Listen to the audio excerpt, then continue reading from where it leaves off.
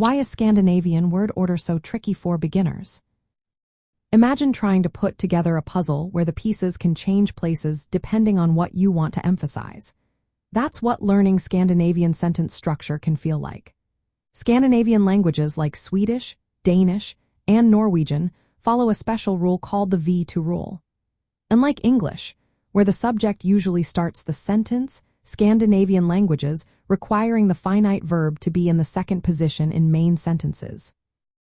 So if you start a sentence with an adverb or an object to add emphasis, the subject moves after the verb.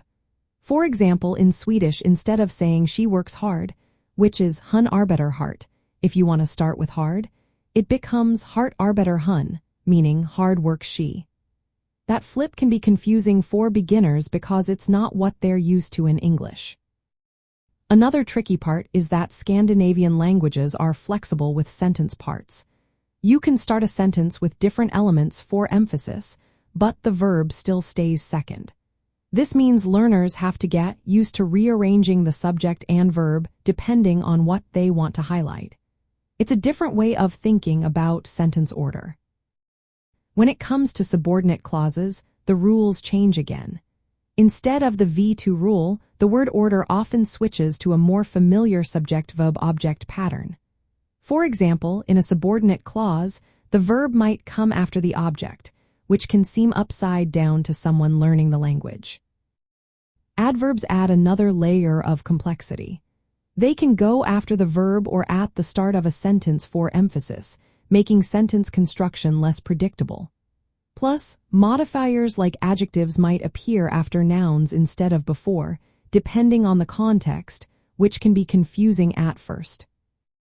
All these variations mean that beginners need to practice not just vocabulary but also how sentences flow naturally. Recognizing the second position of the verb and adjusting sentence parts accordingly is key to sounding correct. From a heritage and identity perspective, this flexible word order reflects a language tradition that values clarity but also allows speakers to emphasize different parts of a sentence.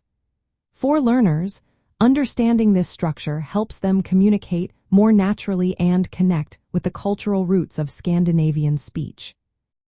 In the end, mastering Scandinavian word order is about getting comfortable with the idea that sentences can change shape but still follow a pattern.